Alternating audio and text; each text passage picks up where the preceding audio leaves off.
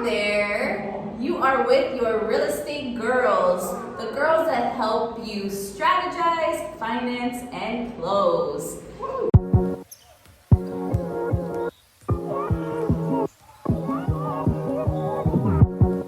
I'm Paulina, CEO of Qual Lending. And I am Christina Candelaria, the CEO of Candel Group.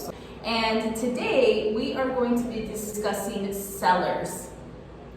Now, typically, you don't work with sellers. Nope. Now They're that- borrowers, haha. Yeah, when they're refinancing and things like that. And yet, right now in this market, which depending on when you're watching this, will probably dictate what market you're in. And yet, what you will find usually is that sellers, they're hesitant. They're making a change in their life. Typically, when you're selling a property, it's because you have a change in your life, a new job, you want to upsize, you want to downsize, and that could be stressful. And what I've found recently is the most common question is, where am I going to go next? And how am I going to sell and still find the right property? Right. So, my question to you, because you are my team, and one of the things that I found is, how can they maybe keep that house and utilize you to then buy another house? Great question. And you know, the funny thing about that is I also did something similar a few years back where I moved and I sold the property I was living in and I went to buy in where I was going to be. So I knew exactly where I was going, and still it was stressful. Still the whole process, Yes. even me that I'm in the business, I know what sellers are doing, I know what buyers are doing, what's happening, and still it was stressful. So it's very, it's off-putting because you're being uprooted from the place you've been living, and now you have to figure out, even if you want to, obviously you're purposely trying to sell, but it's just very off-putting. So it's definitely great when you have a team that can help them, not only with the transition itself, but also making sure, look, we got this, don't worry. And one of the ways is to let them know that they have options, that they don't have to run off, find a property, coordinate here, do that there, the dates and the times. And as a whole, when you move, it's stressful, right? Even if you're moving from an apartment you have no ties to, you're leaving that place, it's super stressful for the movers and packing, which I hate, and everything else. So this is what one of the options for sellers are. Sometimes when a seller's been in their property a long time, as you know, they may have equity. And so what we can do is we can do two things. We can do a refinance and cash them out. So what that means is that we're gonna pay the balance on the mortgage that they have, but we're gonna lend them additional money so that they can use that money and put it as a deposit, as their down payment, so we can pre-qualify them for the purchase, we can refinance for their primary residence where they are right now. And that way, they get that money, they have it, so now they feel at ease, at least because if they find a property that they like, they can go and make an offer with you, and they have the money to put down, or put as an escrow deposit. And then it's easier, right, to establish timelines. Oh, okay, now I can know when I'm gonna close. Right. If they don't qualify for a refinance, then that's where you come in, Christina. Yes.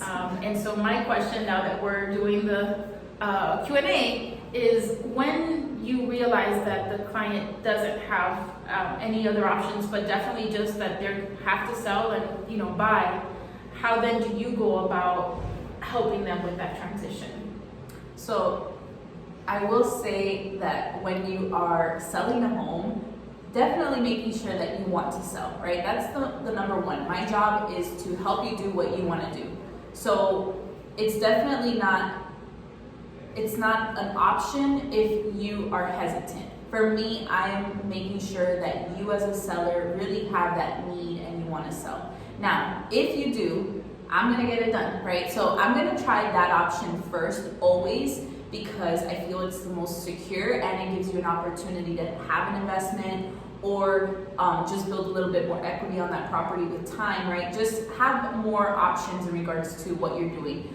Sometimes we're gonna take that opportunity to sell first, and what I do advise is a few things. We can do a long closing, and what that means is we have more time to find the next property. So we're gonna extend that closing a little bit on that buy side than buying your property. And what we can do is, depending on the financing of the person that's purchasing your home, we can do what's called post-occupancy.